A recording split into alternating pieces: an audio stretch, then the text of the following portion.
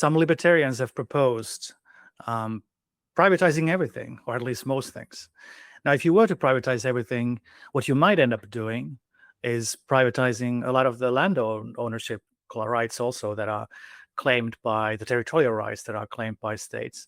Now, if you were to do that, you might end up with a lot of private holders, or even one big private holder of land and territory. Now, what exactly would be the difference between a public and a private owner of land? Now, this leads to the question of what is land ownership and who gets to claim it, which is precisely one of the claims, one of the big issues in political economy and political philosophy that centered around the work of Henry George and his critics. And with me today, I have Martin Jacobson, who is one of the leading young scholars working on bringing Henry George back to attention and making sure that Henry George will live on, and not only in infamy, but also in political philosophy as a central normative figure, and bring back the attention that he deserves. Something that I'm also interested in myself. So I'm very delighted to have Martin Jacobson here. How are you doing, Martin? Thank you. I'm good, Otto. Thank you so much for having me. Of course. And I will introduce you formally in a minute. Let me just say a bit about my podcast. So my name is Otto Lehto. I'm a postdoctoral research fellow at New York University's Law School, Classical Liberal Institute, and I specialize in philosophy of complex social systems, especially interested in liberal political philosophy and moral philosophy and open society liberalism. And I'm also interested in Henry George. And in fact, I'm co-editing a book on Henry George right now. But today we're going to be talking to Martin about these things, and also his thesis. So he has written a very fascinating thesis, and I'll show you actually a printed copy of it here. This thesis is called Land and Liberty on the Natural Monopoly of Violence. And it has a very striking cover. And I think that the cover is very revealing about the contents of it if one knows how to read science, because it features a globe, an earth, with the anarchist A slashed on top. My God, what a striking image. A bit terrifying for people who are afraid of anarchism, and maybe for people who are afraid of Georgism. But let's get into introducing Martin, and let's talk more about this, what this thesis contains and what are other things he's working on. So Martin is a political theorist from Uppsala, Sweden, who's working in the intersection of politics, philosophy, and economics, or PP, which is also my own field. His 2024 Ph.D. thesis, which I just showed you, is on the relationship between Georgism, or Georgism, coming from Henry George, also known as geoism. And I'll ask about the difference or the equivalence of those terms and why he prefers one or the other soon, between this branch of Georgism and then anarchism. And as I pointed out from the cover of the thesis. Now, this thesis is not only very fascinating, I've been reading it and learning a lot, but it's also kind of noteworthy for being awarded the Swedish Political Science Association's prize for Best PhD Thesis 2022 to 2024. Now, this is very exciting for us. So Martin was previously a research fellow also at the Norwegian Nobel Institute, and is currently visiting Fulbright Scholar at Virginia Tech in the United States, in Virginia, in the beautiful lands of Southern Virginia. And aside from academic research, he's also involved with building up the Georgist movement, globally, really, as well as being engaged in the effective altruism movement. And if we have time, maybe I'll talk a little about effective altruism movement and where it's going as well. But yes, so Martin, your thesis is called Land and Liberty on the Natural Monopoly of Violence. Now, going back to the example that I started with earlier, the idea that there might be kind of an equivalence between territorial rights that are claimed by political authorities and states and the land rights that are claimed by private landowners. Now, what do you mean by this equivalence? Right. Thank you, Otto. So this is one of the big premises of my thesis. And one way to think of it is that imagine a counterfactual scenario where we successfully abolish the state the way that many anarchists would want to, but we retain the institution of land ownership. And it just so happens that you have a big landowner who controls the same territory that Sweden currently controls. They formulate their laws in a way that their lease conditions for being in this land is just the same as all the Swedish law. And they set up a set of rental payments that happens to be the same as the tax system of Sweden currently. And my proposal is that this new institution we could call Sweden Inc. or something along those lines, which is nominally just a private corporation and a landowner, would basically just formulate a new state. That the state and landlords are in that sense equivalent in a core sense. There are some interesting disanalogies between states and landowners. So notably, for any particular parcel of territory, you tend to have only one landlord, but you tend to have both a landlord and a state. And the way I account for this is to think about them as a hierarchy, where you have the state at the highest sort of apex, and below them you have an institution of landowners. And you could imagine lower rungs where sort of the landowner would sublet or lease out it to some third party. But what is notable about this is that if there's a conflict between these different levels of institutions, then the sort of superior one will have priority.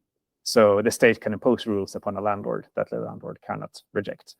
And if you accept that as the major difference, then removing the top level would just sort of automatically infer this top level status upon the next layer, which in this case would be the landlord.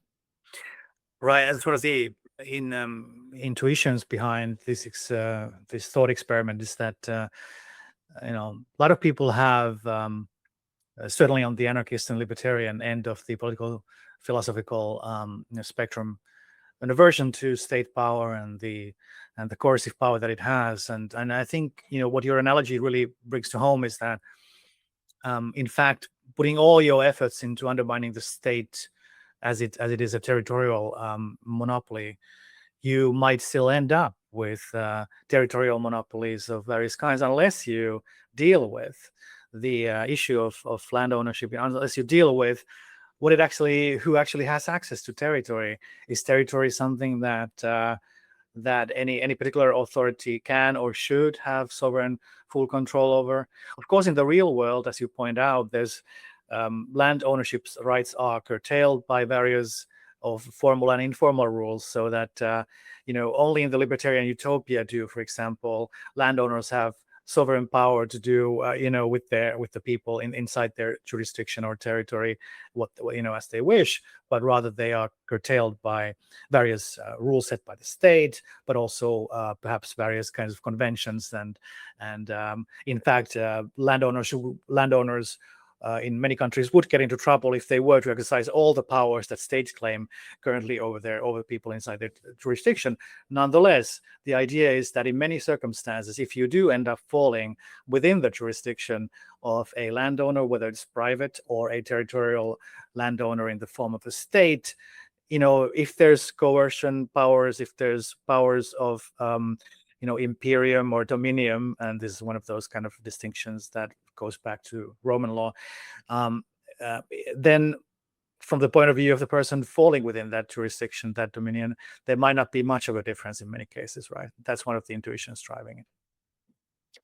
Yeah, that's right. That's in a sense, you could say that the critique of state authority and the critique of land ownership, so the one formulated by anarchists and the other by Georgists, are in one way grasping at the same type of problem, but analyzing them at different levels. And in that sense, I think that they're really complementary, that they can inform each other and have interesting things to say to each other. But it also means that they can sort of rely on each other. And for example, if you would just abolish the state in favor of landlords, that seems to be not full emancipation. But likewise, if you would just abolish landlords, but thereby strengthening a state that is not in everyone's interest, that would also be a failed form of implementation of these egalitarian ideals. So I think that they need to draw on each other to sort of be able to counteract both of these levels of problems without strengthening one at the expense of the other, so to say. So your two-pronged approach combines anarchism and geoism. Now let's get to the terminology here.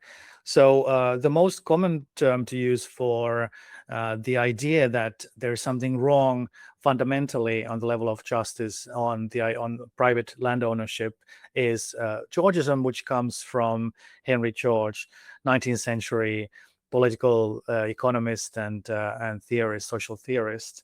Now, so maybe before we get into the terminology of whether to use the word Georgism or geoism, one of them is associated with a person and one of them more with the concept that underlies it. Let's just give a bit of a context for people. Henry George should be a household name, but there might be people listening who are not familiar with Henry George. So we just give a primer of who he was and why he matters. Yeah, sure thing. So as you mentioned, he was a political economist and social theorist. He was not hired by any big university, so he was self-trained and ended his formal schooling around age 15 when he went out with a merchant ship sailing around the world. And he really had one of these crazy adventure lives where he eventually went to California during the big gold rush, and after that became a printer and journalist before sort of setting out his own big theory, which he had formulated reading a lot of the classical economists such as John Stuart Mill and David Ricardo and Adam Smith, and trying to combine them with a more social critique of Proudhon and Lassalle. And his major book, which is called Progress and Poverty, was released in 1879, and it became a really, really big hit. So it is said that the Progress and Poverty outsold all of the other books on political economy combined. So imagine that we'd stuck the principles of political economy on top of Das Kapital, on top of the Wealth of Nations, and Progress and Poverty would still outsell them.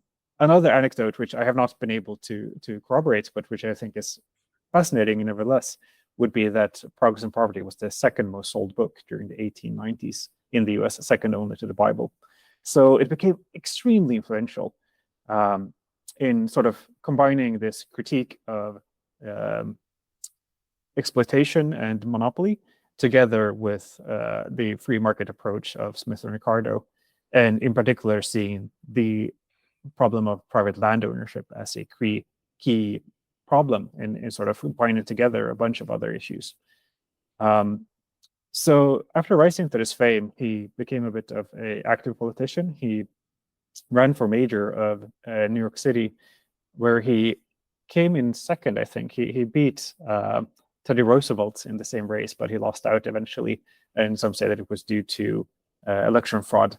And during his second round in trying to get this position, he had a major stroke and died fairly young. I think he was not quite 60.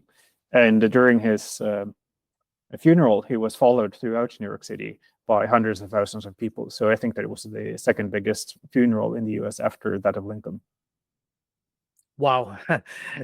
Well, it used to be quite common, surprisingly common for people to come outside of the mainstream to make a big impact. I mean, the 19th century, Marx himself obviously never held a university position either. And, you know, his influence really only came after George. I mean, he already was rising a little bit, but it was really in the beginning of the 20th century that Marxism becomes the theory of social critique and emancipation.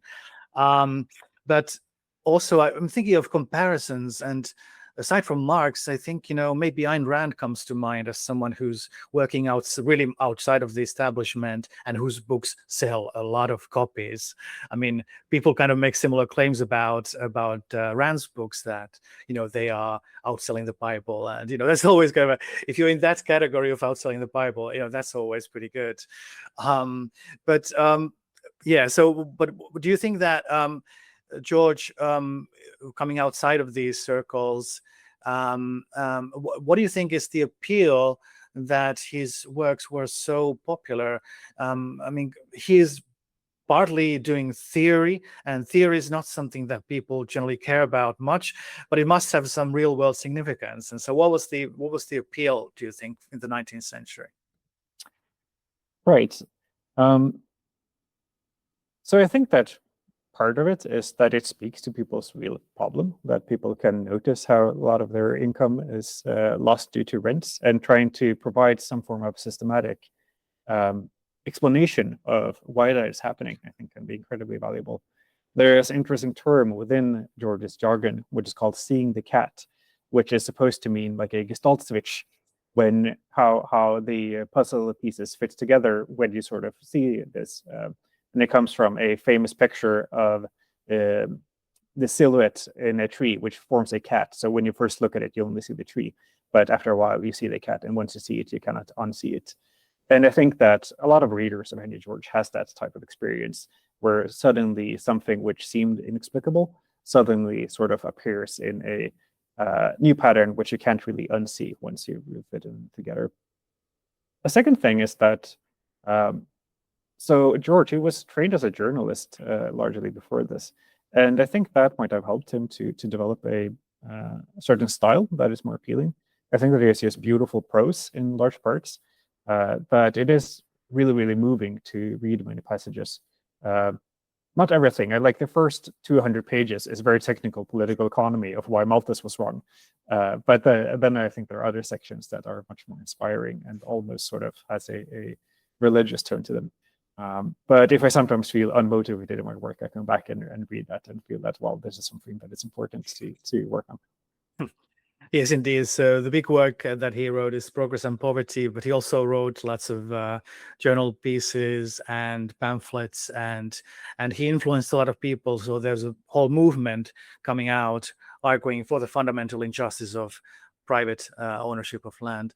Now, but people might worry that that's a historical curiosity. So what makes him contemporary today? Yeah, so I think there's kind of fascinating that the main policy proposal that's associated with George and Georgism is to shift taxes onto the rental value of land. So not land square footage, but the value of land. And shifting it away in proportion from, say, labor or from savings. And this policy proposal is something that is basically the mainstream view among economists. So it is widely accepted that this type of taxation would be superior to most alternatives. So you have people from, say, Paul Krugman on the left to Milton Friedman on the right, all saying that this would be the least bad tax, or that it's desirable in principle. So in that sense, I don't think that that part is updated. Nevertheless, while most economists recognize this, very few have sort of pushed for it in the public policy debate. So I think that Georgists stick out in that sense. The thing which most hardcore Georgists add to this, in Colonial Georgie himself, would be to see a bunch of social problems as basically stemming from the land problem. So from Georgia's perspective, the reason why you have major unemployment is that people are basically deprived of the means of production and thereby sort of cannot self-employ. But it has this fantastic thought experiment of someone who's taken from one of the big metropolitan cities to a deserted island. And it turns out that he wouldn't be unemployed because he can just build whatever he wants to from the materials of the island. And what this sort of shows is that the reason why he cannot find employment in the big city is that he's denied access to the natural resources required. And similarly, sort of going through homelessness would also be a problem that would arise from lack of natural resources. So as long as you have access to resources and the permission to use them, you would always be able to build a fundamental shelter. But the fact that it cannot stems from lack of access to natural resources. And more broadly, that class inequalities in Georgia's view come from the fact that those who lack access to land must pay rents to use the land to various types of landlords. So either for living or for using it in production, but regardless, they need to pay this rental fee. And this is a form of exploitation and basically a form of private tax from the landless to the landed. And this partly impoverishes the landless while also making the landed class much more wealthy than it would otherwise have been. So it causes the systematic inequality in society. The title of the book that George was famous for, Progress and Poverty, really highlights that tension between the faith and the optimism that comes with growing wealth and including growing urbanization. People are able to work in diverse fields, cooperate with each other. But at the same time, they face this presence of poverty, of homelessness, of rising rents. And these issues, of course, are still with us today. Living in New York City, I know very well what it means to live in a city that's like really controlled by landlords, and that's making it impossible for many people to ever live here. But so, do you think that these economists, who indeed, I think you can cite several economists, it is a mainstream position to say that there would be something efficient about the land value tax, and certainly the inefficiencies of taxing income and wealth are also clear from a neoclassical point of view. There might be other moral reasons why we want to tax income, for example, to limit wealth accumulation of various kinds, even beyond land value accumulation. But certainly from an efficiency point of view, what happens is if you tax something, you get less of it generally. And if you tax work, you get less work. And if you tax productive activities, you get less productive activities. This is a very sort of elementary proposition that, sometimes has exceptions, but is a pretty damn standard and working rule. So efficiency case seems to be strong, but people in the economic profession don't really care about justice. At least they claim not to. They don't put it in their theories. So if it is efficient, is it also just? What about the claim? Some people say that there's nothing more valuable than having the ability to fully control a piece of territory that I can call my own. And is that not something that people have kind of an affection for? Is the ability to be, to mix one's labor in a way with the land, kind of to use the old Lockean metaphor and say, this is my land. I can claim it my own, and nobody else can come here and say what I do with it. How can you have a free society unless people have some control over a piece of territory that they can call their own? Right. So I think that there are two things going on in the position that you paint here. So one of them is the idea that you have sort of mix your labor with it in a sense, and you stake your claim to it, and therefore you should have a stronger claim to it. This comes from Locke and has been used by a bunch of various libertarian types. I am not very persuaded by that argument, and part of it is due to the definition of land within the sort of economic context as any and all resources that are naturally occurring and exist independently of production. So if you, say, go and mix your labor with the land, you still have the land component from there. And the idea would be to only tax the land component and not the improvement that you are brought them. So I don't think that you have a right to complain about saying that your labor is being taxed when it is explicitly a tax only on those parts which were prior to your labor mixing. So I don't think that people can make these strong claims to land just by mixing their labor.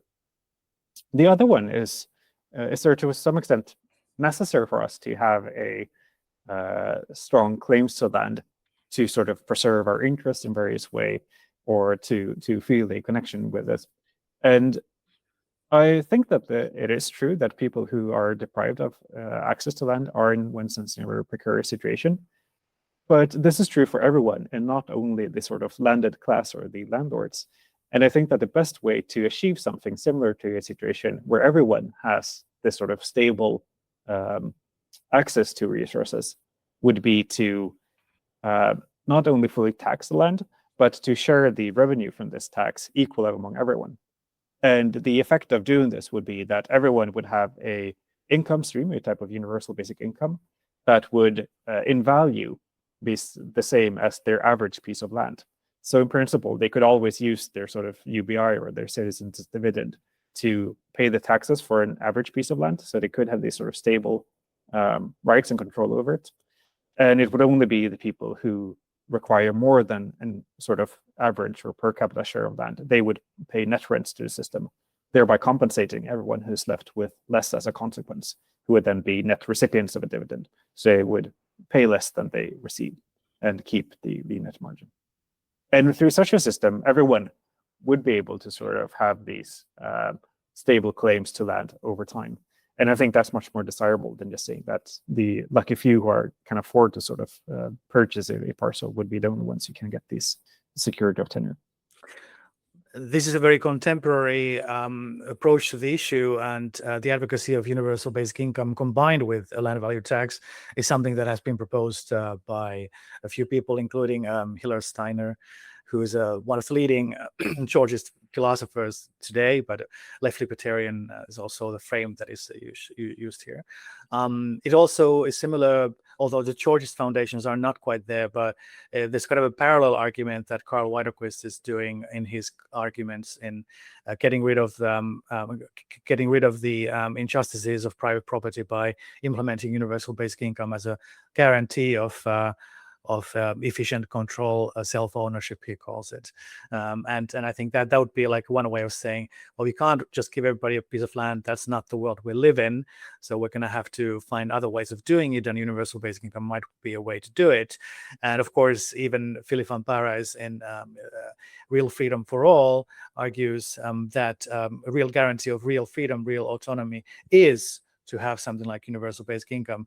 But combining that with land value tax would presumably target both an existing inefficiency and injustice in the ownership structure, which is the land ownership structure, and then compensate that in a way that would be maximally beneficial, at least that the argument would be, to the people. But why should we not do what Henry George himself said and say, simply have the land value tax, if we were to believe that it is both efficient and just, and then let the government do with that money what it wants? Right. So here I think there is disagreement among Georgists. So some of them would emphasize the fact that land is not created, and that sort of access to some form of resources is necessary to make social interactions voluntary.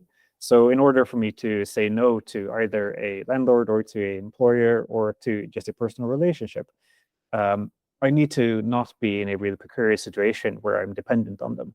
And having access to UBI or some type of dividend would be the way to ensure that I have some way of exiting unwanted relationships. So that would be one strain of argument, which I'm very sympathetic to. There's another form of Georgist thought, which instead emphasizes that a lot of the land values that we see comes from the locational externalities of a specific place. So the word land often makes us think of basically agrarian situations. But as you noticed, most land values in the world exist in central cities. So you live in New York, which is probably one of the most expensive cities in the world, where rents are the highest. And the reason for this is that partly you have the benefit of being able to cooperate with millions of other New Yorkers.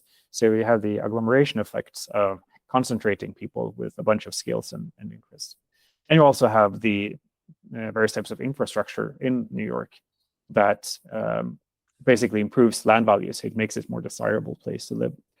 And the idea would be to use the revenue from land value tax to fund these various forms of infrastructure and public goods that improve these values. To give one concrete example, I heard that George Washington Bridge across the Hudson River, it improved land values in New Jersey by 6 times more than the cost to build a bridge.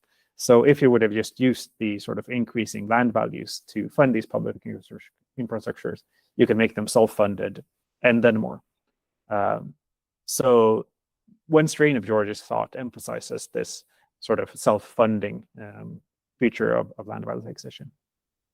There's a famous theorem formulated by Joseph Stiglitz, and I think actually Nicholas Tiedemann, my mentor, was earlier in formulating it, but it's often attributed to Joseph Stiglitz, which is called the Henry George theorem. And the idea is that the optimal level of public investments will be at the point where the marginal expense in this public investment equals the marginal increase in land values from this investment, meaning that this optimal level of public infrastructure will be self-funded through a land value tax. So from that more economic perspective, you also have a big argument for using this land value capture to basically fund public investments. So why should we give basic income? Is it that way we give people that sort of financial security and a stake in land?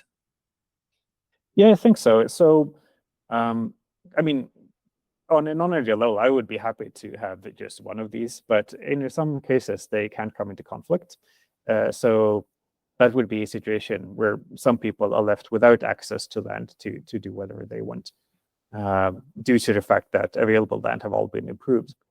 And in these cases, my intuition, my view would be that we should prioritize the sort of UBI at the expense of these public investments, due to the fact that I think that preserving the voluntariness of social interactions is such an important value.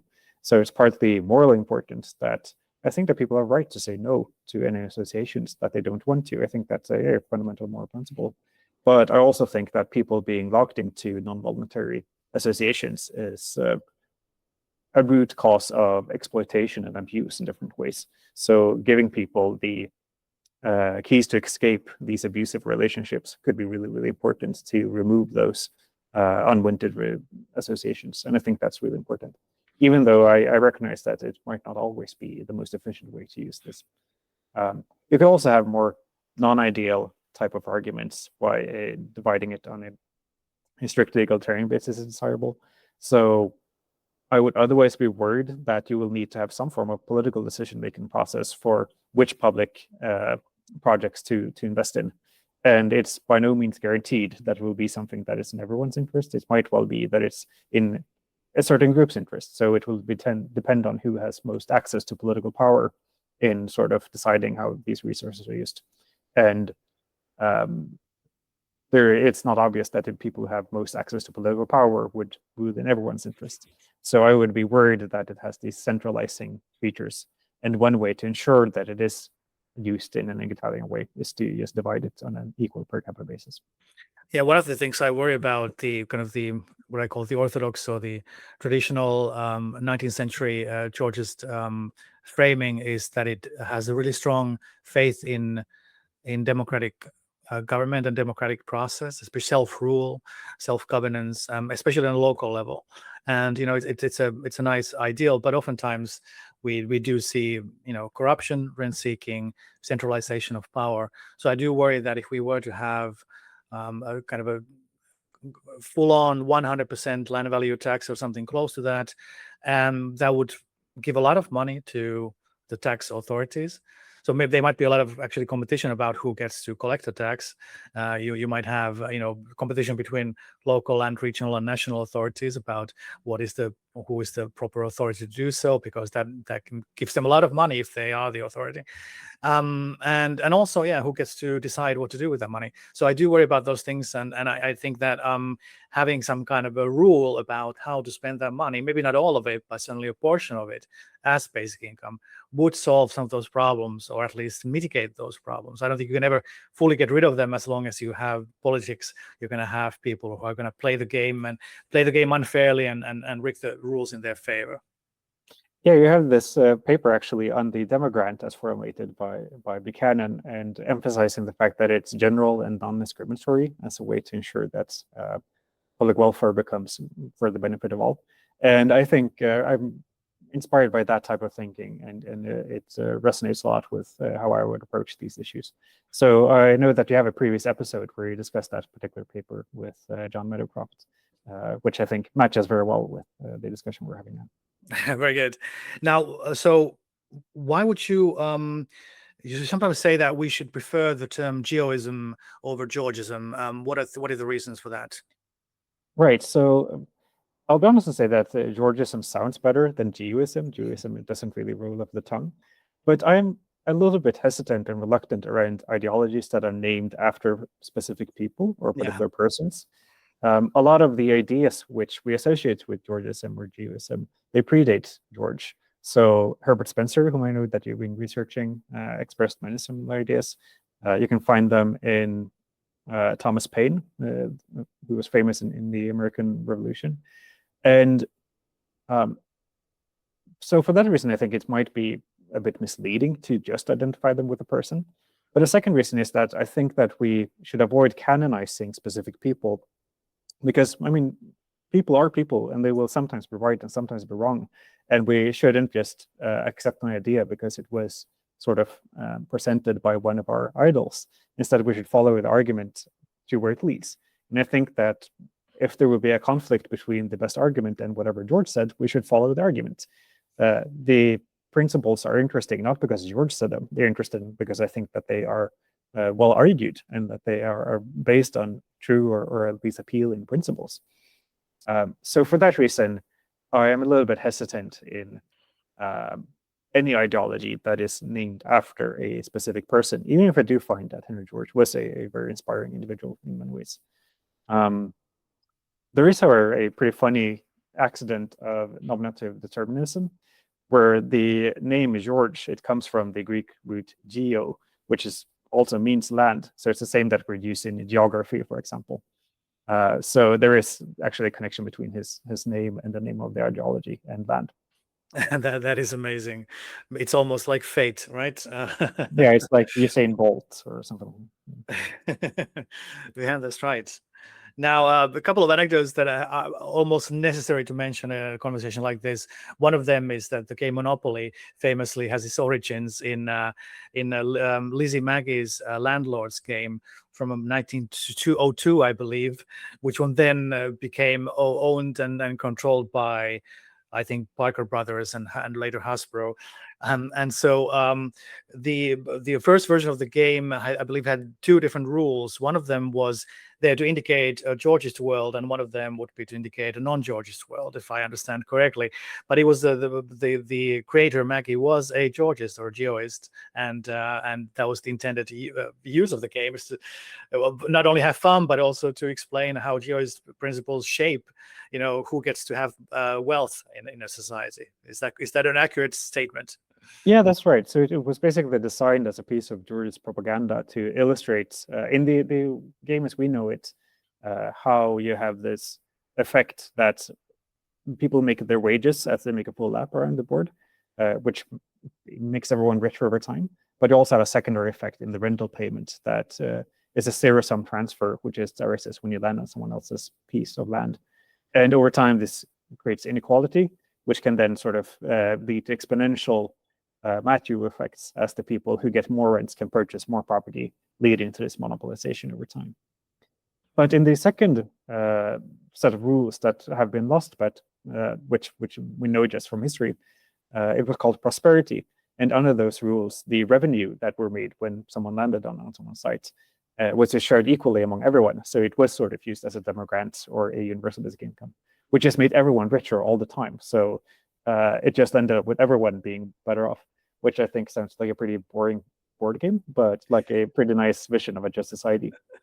Justice can be boring, but there's a game element to politics, but the game can be turned against us. So that's what we should be aware of. Well, excellent. So I do want to mention the other anecdote, which is that a lot of people don't know that George influenced people as distinct from from each other as Leo Tolstoy and some of the founders of China, Sun Yat-sen, I believe, and just a whole range of thinkers were influenced, including some of the people in the Woodrow Wilson administration were coming out of the geoist movement. And today, George is actually making a bit of a comeback, but still kind of in the fringes. But people who really control wealth, who control media space, are kind of interested in it, which is interesting that they would be. But I mean, people like Sam Altman, people like Peter Thiel have at least talked about it.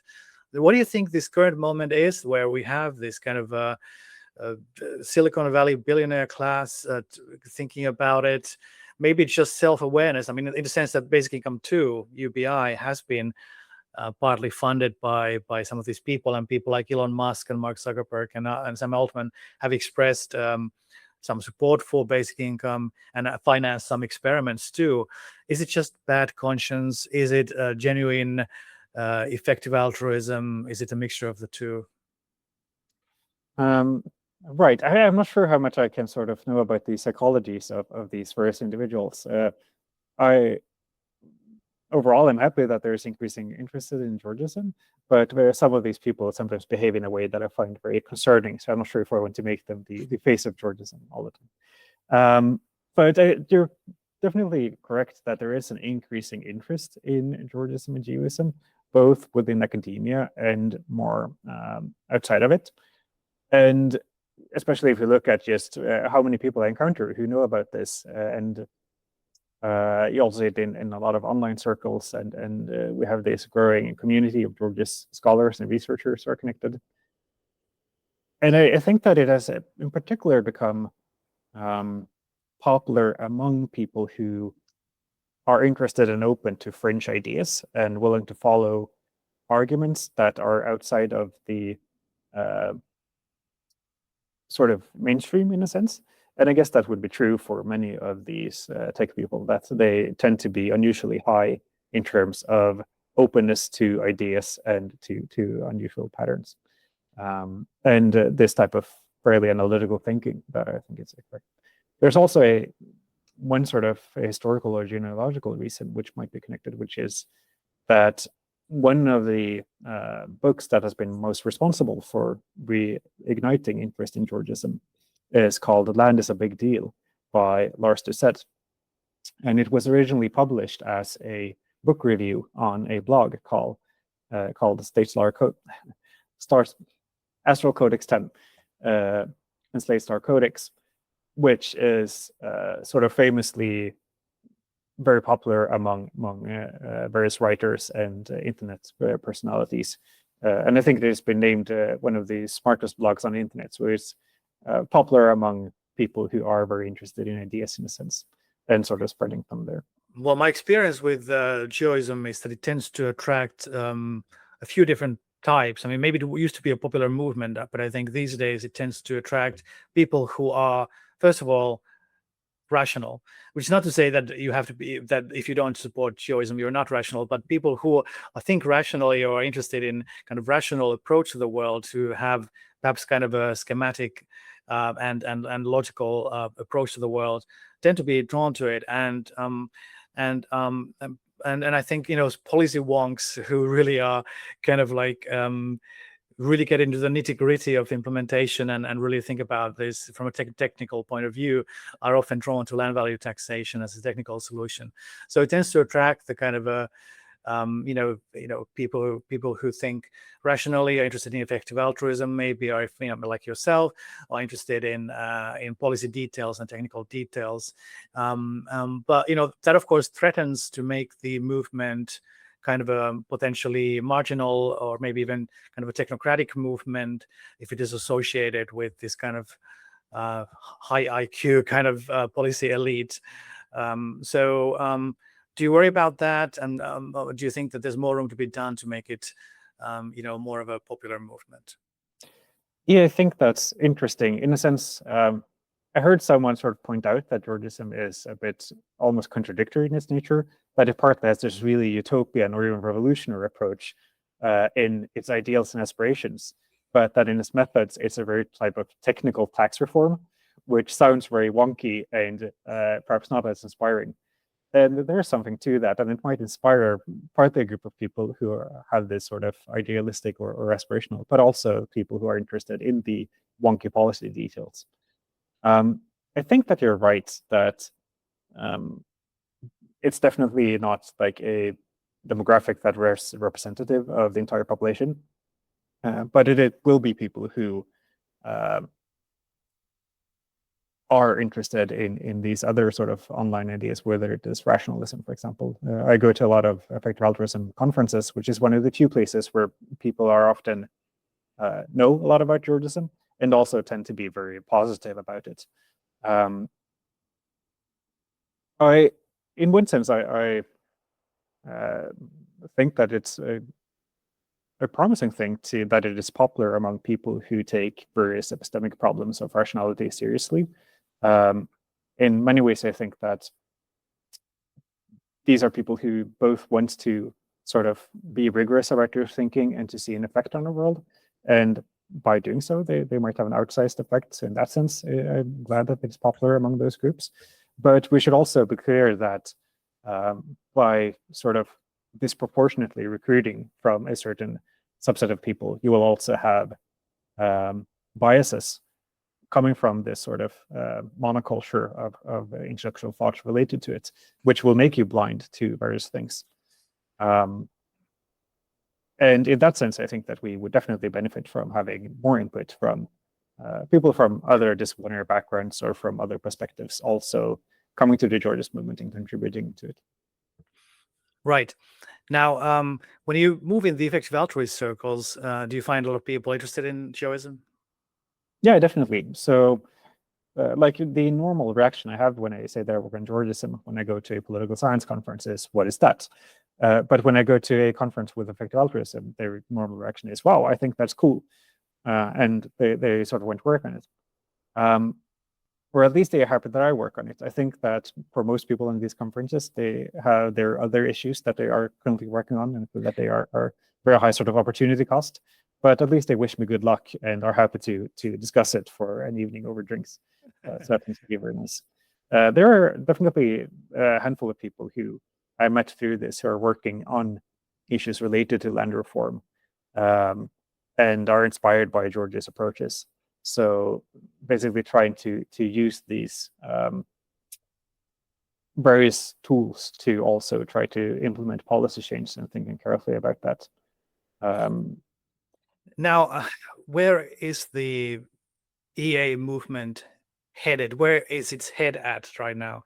Because as we know, there was a whole crisis about legitimacy and trust in the EA leadership and some of the core, even the values of the movement in a way, because it turned out that the Sam Bankman-Fried controversy was a huge deal. I mean, there was a kind of at the heart of the EA movement, kind of a rotten core. I mean, I don't know the details of the of what actually went down and what is rumor and what is proven, but definitely the connections between some of the core thinkers and in the field and some of the financiers and some of the not so savory aspects of that financing tended to render EA as a label a bit of a poisonous one. So do you think the movement has recovered? Where is it at? And do you think it's in a healthy state right now? Right. So yeah, I think that you're true that EA took a massive hit in its credibility from that, and that it has taken a long time to recover from it. My impression from looking at the sort of numbers of how many people engage with EA is that it's basically now that we're coming back to the type of numbers that were before it. So we have missed out on half a decade of growth due to this sort of credibility crisis.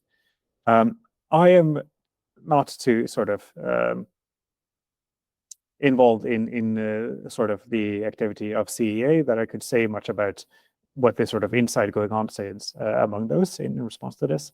I think that it was clear that it shook the community in many ways and that there's been a lot of reflection following it. But I think that there's some variety sort of in the international EA movement in how it engaged with this. So, for example, I come from the Swedish environment, which is a member organization and in that sense, perhaps less top-heavy than a lot of the other ones. I will say that I think that the core principles of effective altruism would be appealing, sort of irregardless of the social movement. And what are the core principles as you define them? So, what first is, if you want to make good for other people, if you want to act altruistically, there is also very good reason to try to do so efficiently and try to be sensitive to the scope of various questions and interventions. And this is related to the fact that we often underappreciate the variance of how big the impact of our actions can be. So when you ask people, they often would think that the difference between the best intervention and sort of the typical intervention might be that the best one is twice or 3 times as good as a typical one. But when you measure this, it turns out that the best intervention can be 100 times as effective, or maybe even 1,000 times.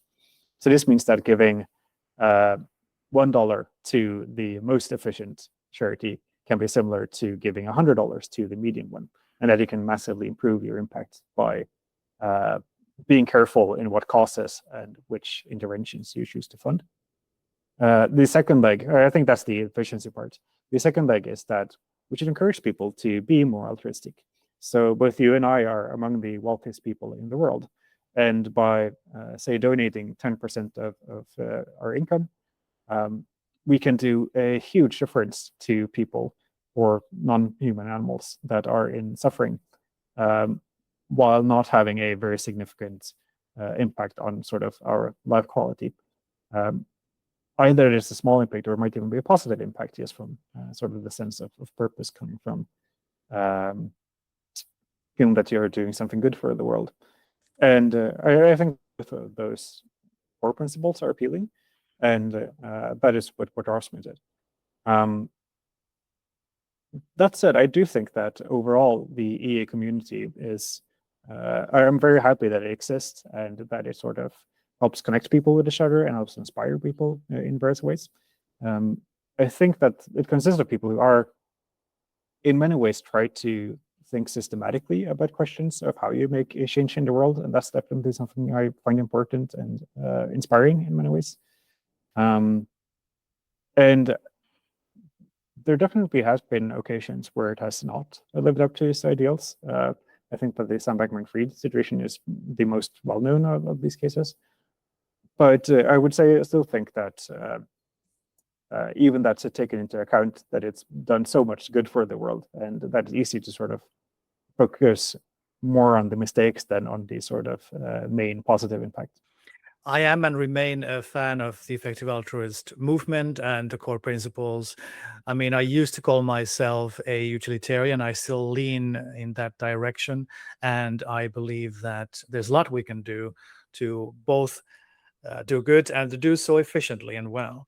But I do think that maybe it's giving too much of a free pass to the EA movement to say that it's only like a few bad apples or deviations from principles, because I think for a while there was, and maybe there still are, elements of the movement that are committed to the idea of rules be damned, good needs to be done.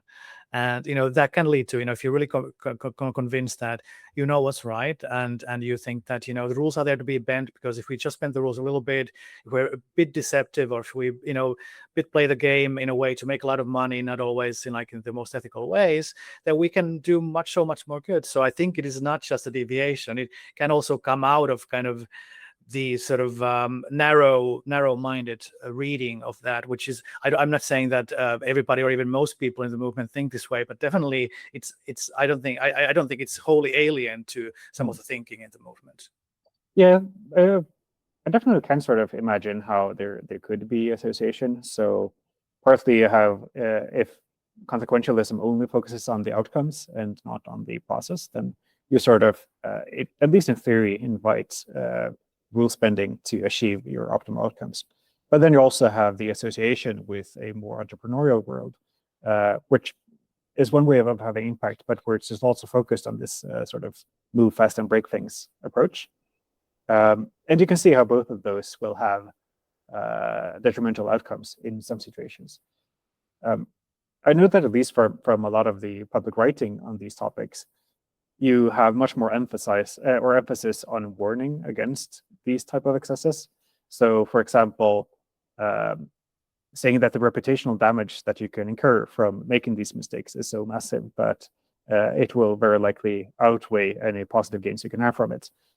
Or secondly, that one of the big assets of a social group will depend on there being a lot of social trust among people who work on this.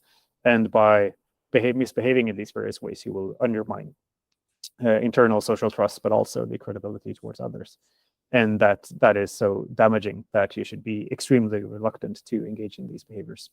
It might be that this is just sort of stating things because they sound popular more than deep-down beliefs, but I think that at least these are the stated beliefs that you'll find if you read on many EA pages. And I think that they are fairly reasonable on theoretical grounds as well. Now, the mention of process as a neglected or potentially neglected dimension of consequentialist and EA thinking, I think there's good self-correction going on, but I think also that's where, a lot of this work we've been thinking about land value tax and about institutional design, about public choice type thinking, and about, UBI and these things. I mean, part of the reason I'm attracted to those things is that they focus on setting the rules right, and that oftentimes the most good we can do is to get the rules right and to reform rules that are broken or that are unfair or that are leading to inefficient outcomes. And so I think maybe some of the things that we can also contribute is to encourage people to think more about rules and think more about setting the basic institutions right. Yeah, I think that's right. So one of the most common historical critiques of the effective altruism movement would be that it's too focused on, say, improvements on the margin rather than systemic or institutional thinking. I don't think that this has to be a necessary feature of effective altruism. Clearly, if it turns out that systemic change is more impactful than sort of marginal change, then EA principles would suggest that you need to do systematic principle or systematic change. So I don't think that it is a critique of these fundamental principles, but it can still be an important reminder for where we can expect a lot of the value. And I tend to think a lot in terms of systems and institutions. And I think that there definitely is a room for sort of merging these two different approaches and see what we can learn from that. So that's something that I would be very interested in doing more research on the future, sort of saying what are the most important institutional changes that could be made to improve the world, or what are the lessons that sort of the EA can take from these more systematic types of thinking. How much do you think that geoism provides kind of a comprehensive solution to, if not all the problems of the world, certainly to a lot of them? I mean, some of the Georgists definitely, I think, go quite far in saying how many problems implementing land value tax will solve. I mean, getting rid of business cycles, solving poverty, homelessness. I mean, yeah, perhaps there's truth to some of those claims, but how much do you think that we need to modify or, humble ourselves about what the actual outcome of this will be? And how much would you be willing to move to a, to a radically Georgist solution, say right away, or even all things considered in that direction? And how much would you be more kind of doing a piecemeal or on the margins? I mean, you mentioned on the margins thinking, but on the margins thinking could be anything from, well, let's shift half of the burden of taxation to land value tax and taxes of that nature, versus doing 100%, and that would still be a pretty big change. Yeah, I mean, if we could have a 50% change in the right direction, I would be super happy. So in that sense, I don't think we should discard marginal change where we can have it. And sometimes that might be the most tractable way to make things happen, is to focus on these marginal wins. I do think that land value taxation would be a very big systematic change in how we live. I know that my mentor made one sort of economic model trying to assess just the pure deadweight costs that arise from various taxes on labor and savings currently. You're talking about Nicholas Tiedemann. Nicholas Tiedemann, yeah, in a paper which was co-authored with Michael Kumhoff and a few others. And he argues that these deadweight costs correspond to like 25% of GDP. So just being able to remove those costs would be a massive gain. But as we mentioned, I think that there are several systematic issues that are more broadly connected to land values. So you sometimes hear people speaking of a housing theory, that a bunch of different social problems come down to lack of access to housing. So why do young people find it so hard to sort of move to a good job in a big city? Because they lack access to housing. Or that they find it difficult to start a new family, also because it's hard to find a house that is big enough. And I think that a lot of the problems with the housing market are downstream of the land problem, and partly in the form of land prices and coming from speculation, but also regulation of the land use that prevents development and thereby also pushes up prices. It would definitely go too far saying that I think that all our social problems only come down to this, but I think that it's definitely a sort of master variable underlying a bunch of various problems that are otherwise unconnected. But there's also one sort of interesting strain of Georgist thought, which states that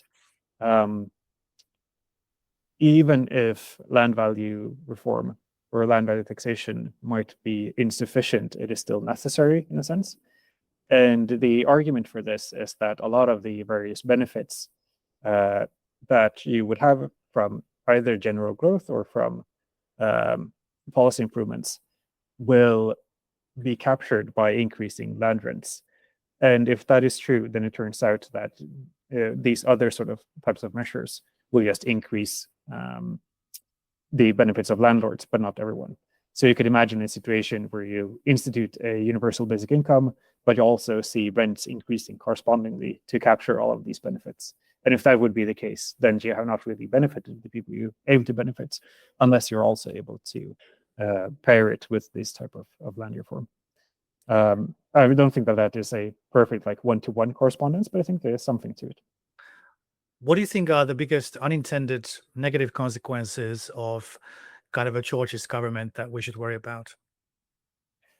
I think they could definitely fail, especially if you only sort of tax land, but only use it for the benefit of the elite in a sense.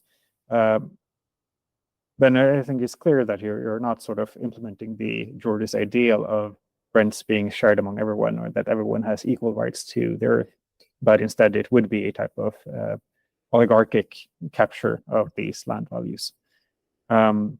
You can imagine like some feudal systems were basically built on just rent taxation instead of taxing savings or labor. So in that sense, you can see a case where this is clearly exploitative and wrong, even though you have public revenue coming from land specifically. And you also just imagine that the states do a lot of other things aside from just raising revenue, and how it could be acting exploitative or dominating or whatnot through all other types of laws. Now, let's now shift gears. In the remaining time we have, I want to ask a few more questions about anarchism and libertarianism in particular, because we've been talking about the implementation issues. We started out thinking about the equivalence between private land ownership and territorial rights of the state. Now, this is, of course, one of the powerful ways in which anarchism can help us think about this. It's part of a challenge to anarchists who only think about the state and don't think about private ownership. But it's also a challenge to people who think that that we don't need to think about the power of the state as a coercive force on its own in its own right. But so this is what we've established so far. But so far we've still been talking mostly about having a government implement a land value tax on some level and distribute it in different ways under different rules. But that doesn't sound very anarchistic. So is there a way of making it more anarchistic, or should we? Yeah, I think that I approach it in at least two different ways in the thesis. And one of them is more in ideal theory. Can we describe a system in theory that would be both Georgist and anarchist? And another one is more on directional. How can we use different strategies that are anarchistic in spirit to sort of bring about more Georgist outcomes? So both of those are questions I'm interested in. On the first topic of, is it possible to reconcile these ideas and to realize them at the same time? I think that it is possible, at least in principle. So you can imagine a system within which everyone sort of recognizes these principles and choose to voluntarily redistribute the rents from their land. And this would clearly be a case of Georgism and anarchism, but we might think that is unfeasible due to different issues. So I tried to discuss various types of institutional changes that could be made to this to make it more feasible. One of them would be, how do we assess the value of land without having an informal tax assessor or something along those lines? And I'm interested in various types of market forms of assessment of land. So in the ideal case, auctioning it as a way of assessing it. Because what you get then is a system where everyone can sort of reveal their preference for land and their information of how much they think others would be willing to pay for it. And people are incentivized to offer bids that matches these preferences. But there's a problem that most transactions of land have both the pure land plus the improvements upon it. So for those cases, we need to have more sort of institutional imagination and engineering, trying to figure out other ways that can be be ways to assess these land values without relying on an estate. Another question would be like, how do we enforce these claims if you don't have any single state doing it? And this is, of course, a big discussion among anarchists generally, but I think that we can imagine a bunch of ways. So one would be that, in my view, your claim to the land would be justified only on condition that you compensate everyone who's excluded. But that also means that if you don't compensate those who are excluded, then they would have no reason to sort of respect your claim to the land. And I think that effectively what you do own is what your neighbors allow. If your neighbors constantly trespasses on this site, then you're no longer an effective owner of it. So in that sense, there can be decentralized sort of resistance to your property claim.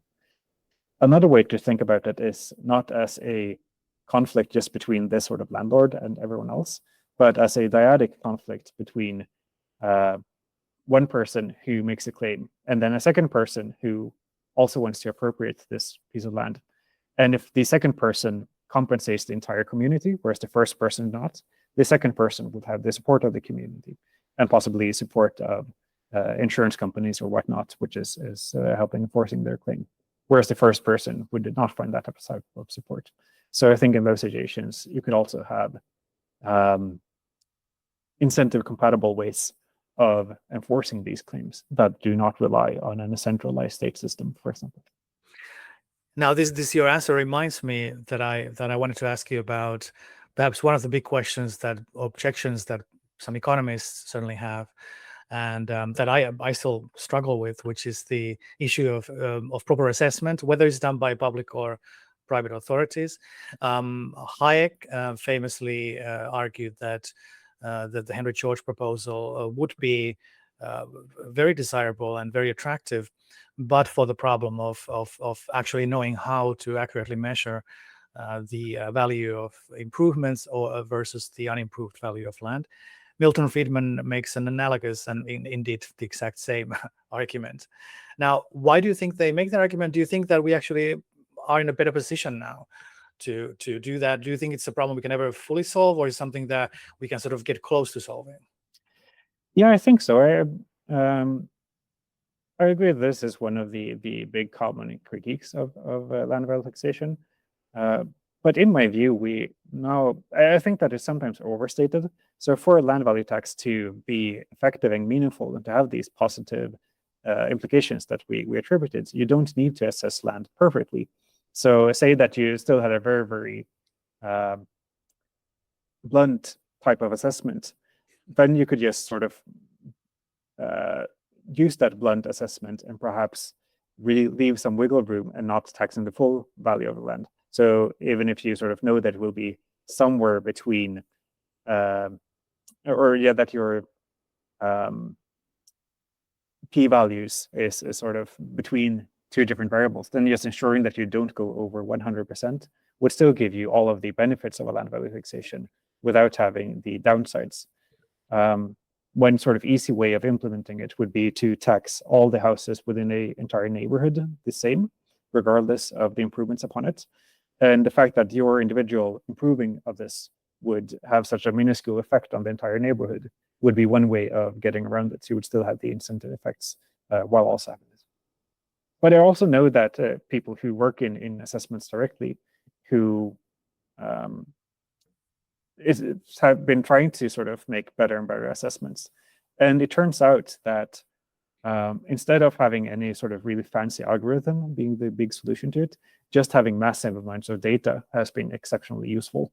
So this is sometimes called the better lesson, that it turns out that just having massive amounts of data is the best way to breach these problems. And computer-assisted learning is also very, very helpful in these cases.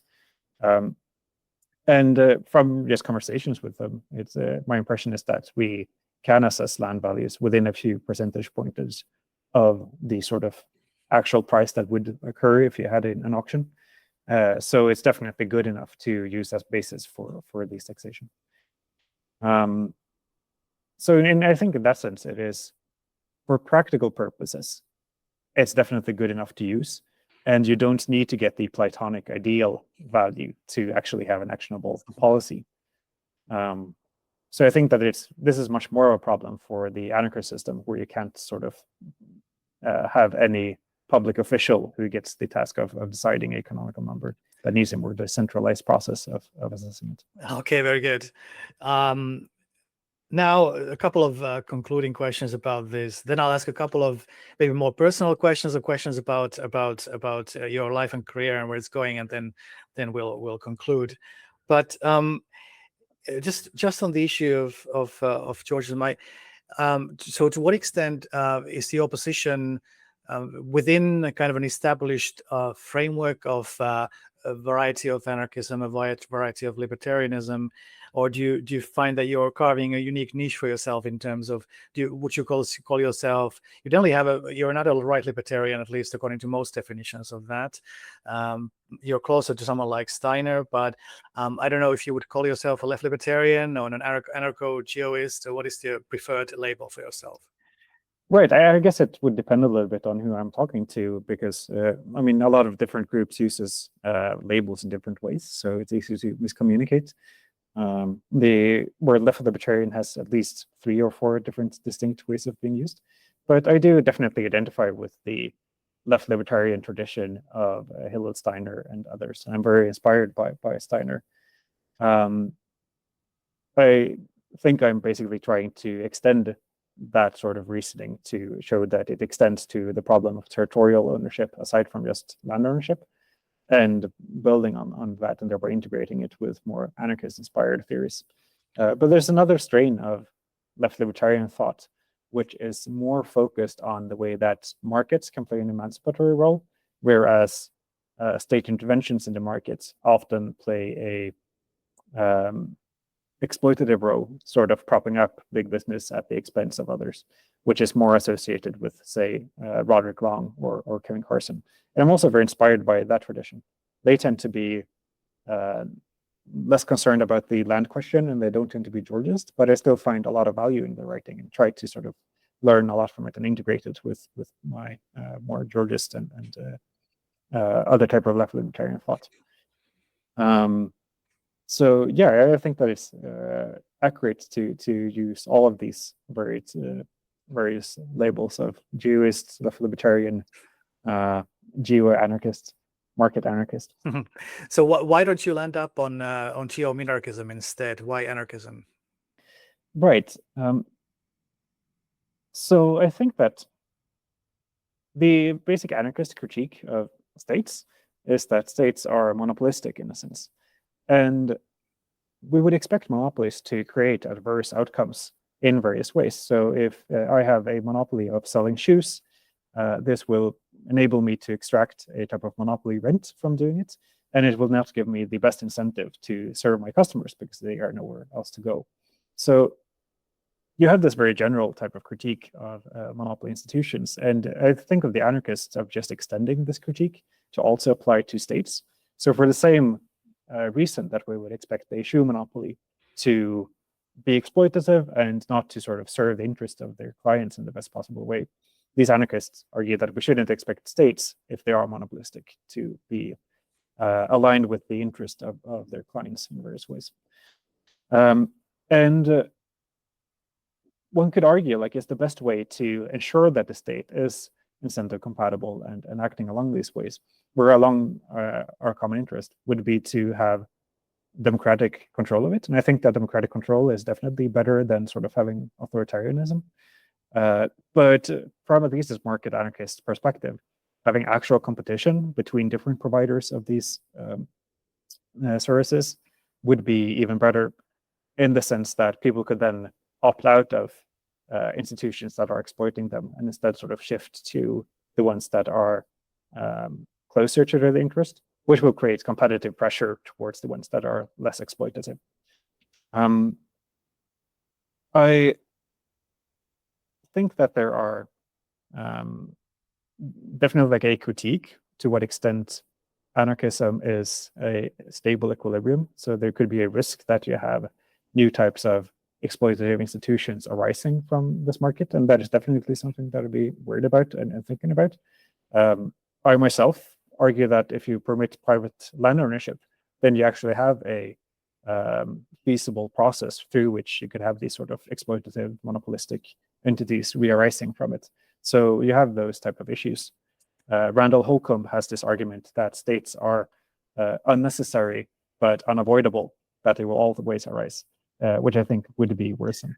And if we were to have states, you would prefer more decentralized than federal and polycentric arrangements? If we have states, I definitely will try to avoid this sort of centralization power as much as possible. But I also think that sometimes statists assume that they sort of get around all of these issues of power concentration by just stipulating that they have states that can counteract them. And I would be worried about power becoming increasingly concentrated within the state. So you sometimes sort of stipulate the state as a Leviathan solving prisoner's dilemma type of interactions as an exogenous factor. But who would sort of ensure that the state also acts in everyone's interest, sort of who watches the watchers? And I think that you could have similar dynamics where the state, which is supposed to become, be the guarantor of collaboration itself, becomes increasingly exploitative. And then it's a question of which one of these two systems will be less vulnerable to concentration over time, where I think that there are various reasons that market anarchism will be less vulnerable. But it's definitely something which I'm concerned about, and I can imagine being persuaded that it turns out that it's more difficult than anticipated, or something along those lines.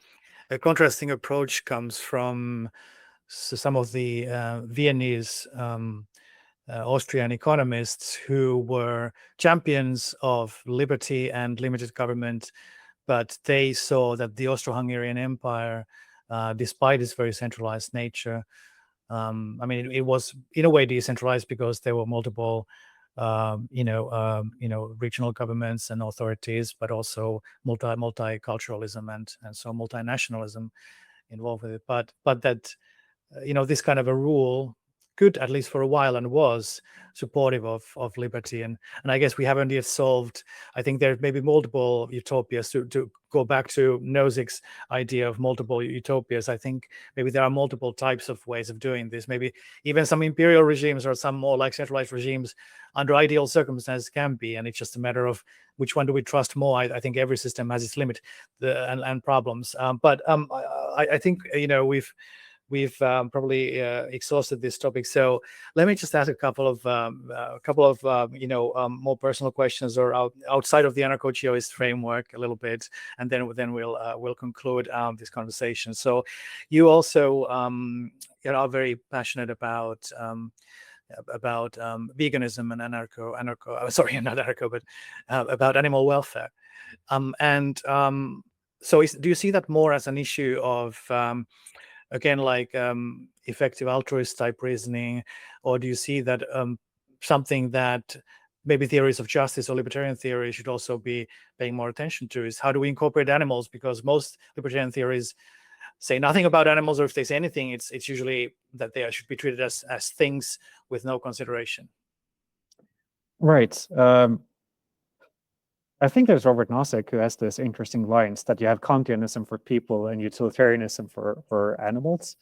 And I mean, if we only had utilitarianism for animals, that would be so much better than the current state of the world.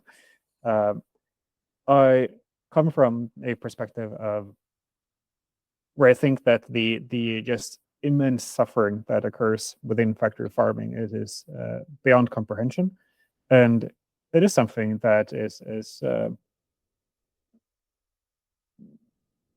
stains the entire world and sort of stains our being in it in a way. And I think that the same way that we look back on the horrors of history, future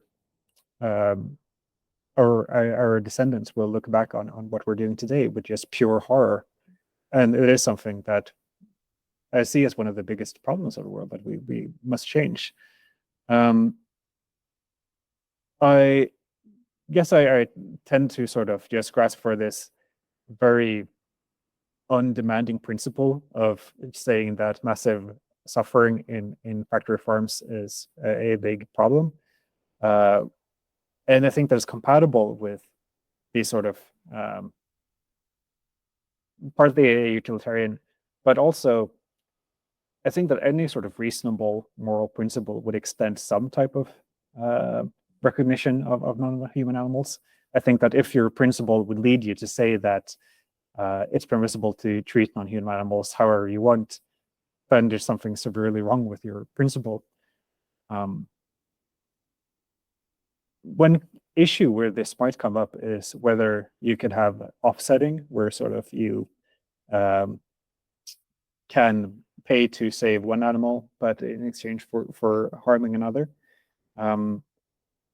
Where I think that in my heart of hearts, in the terms of philosophy, I don't think that you could offset the harm to one animal by helping another. It seems to me the same way that you cannot harm one person and sort of help another. But I would still want to not discourage people from offsetting, because I think that's perhaps a more tractable way of getting people to help animals. So it's definitely better to have people doing some offsetting instead of just sort of purely contributing to this suffering without alleviating it in any way. So there's a organization called FarmKind, which helps people assess how much animals are sort of killed in their consumption and helps them offset them. And one benefit of such offsetting is that you can often do more through it than you would have by just abstaining from eating. So abstaining from eating animals, your maximum impact is 100%, but you cannot save more. Whereas for donations and offsetting, you can often save many sort of orders of magnitude more animals than you would have done from just abstaining from eating them. So for that reason, I tend to think that donations is more effective. For most people, it turns out that donating to animal charities is a much smaller cost to them personally than abstaining from eating meat. So I think that if that's the path of least resistance, we can do the most good, that will, I would encourage people to sort of go for that direction, perhaps, even though I think that in an ideal society, we would not have factory farming at all. Now, in an ideal society, would you think that we should keep that as a matter of private choice, or do you think that if we could, we should regulate or even ban factory farming or things of that nature, or even all eating of meat? So I don't mind the eating of animals as such. I don't think that it's rather the suffering that arises from factory farming. But I would also say that I don't think that resistance to factory farming is just a personal preference or a matter of taste, but that it is a deep moral harm. And I think that in principle, it would be justified to use coercion, say from the state or from other agents, to prevent it from happening. That said, I am a little bit worried about some types of, say, militant animal liberation action, that it can have a backlash effect and sort of undermine the work. So I think that you should definitely be cautious about that. But in principle, just the same way that if you hear that your neighbor is kicking their dog, I think that you would be justified in sort of stopping that from happening. I think that people are justified from keeping this sort of torture of animals from happening. There are some details of this that I find much more challenging in how to think about. So one would be wild animal suffering.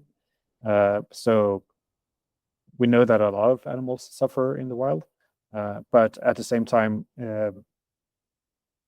it seems like we don't want to just pave over the entire Amazon with concrete to remove any sort of wild ecosystem from emerging. And I am not really sure what to think about those cases. I think that on the margin, we often can have some interventions where we, in expectation, can remove wild animal suffering without causing these sort of unforeseen effects down the line. But in those situations, you will have partly the fact that you are not creating the suffering, which might matter if you come from a non-consequentialist perspective, but also that you have much more unforeseen consequences of your action. So I see the end factory farming as the sort of easy and obvious case, and then what to do about wild animal suffering as a very pressing and important, but more difficult question. Now, you've lived in Sweden, Norway, and the United States, at least. What do you think is the one thing that Americans get wrong about Sweden or Europe? Oh, that's interesting. I think that there's this interesting vision of Sweden and the Nordic countries as being very strongly socialist, which I would definitely say is bending the term. I think that when part of that is interesting about the Nordic model is that it's very high on redistribution, but very low in regulation. And in that sense, you often have much of a market system where it can be easier to engage in business and stuff like that, even than it would be in the US, while you also have this more redistributed system. And I tend to think that regulations do a bunch of harms without the added benefit of a more equal society. So in that sense, I prefer to have the Nordic model of low regulation and high redistribution than to have the opposite. In some cases, I think that it's even sort of can be more regulations in the US. I compared paying my taxes in Sweden to paying my taxes here in the US, for example, for a few months ago. And it was clear that it was much more demanding to do it in the US, where I could only do it with the push of a button in Sweden. And so what do you think is the one thing in reverse then that Swedish or Northern Europeans get wrong about the United States? I think that it's often way too homogenizing in sort of talking about the US. It is such a big and diverse country. It is like an entire continent, and you have so big differences, partly between different geographical areas within the US, but also there's diversity in like within states, and also between different various social groups and cliques. So in that sense, it is sometimes hard to make these very generalizing statements about the US. So like there is this prejudice that Americans would be uneducated, but you also have most of the top universities in the world in the US. So clearly it cannot be, that cannot be the whole truth. No, indeed. And this is why both you and I have moved to academic circles in the US for now to work. Well, Martin, it's been a great pleasure to have you on. What's next for you? What are you currently working on? Right. So I'm currently doing a postdoc on land and political equality relating to a bunch of different questions. So partly to democratic theory, partly to consent theory, and partly to distributive justice. The first year of the postdoc I'm doing here in the US at Virginia Tech, and the second year I'll do at Mansept at the University of Manchester in England. So in September, I move into England, which will be a lot of fun. And then I'll spend my last year in Sweden. Excellent. Now, where can people find more about you, and what would you recommend they check out if they want to check out something from you? I'm not very much of an online person, but please feel free to send me an email. You can easily find my email address just by searching my name, Martin Jacobson, and then geoism or anarchism. Feel free to add me on LinkedIn or something. I also have a Twitter account, but I don't use it very much. Yeah, just feel free to reach out, and eventually I'll try to get a proper academic website as well. But at the moment, I don't have one. And I believe that the thesis is available to download for people if they want to do so. That's true. It exists through my university library. And you also have these printed copies that I think that you can sell or purchase through the university library if you would wish to do that. Okay.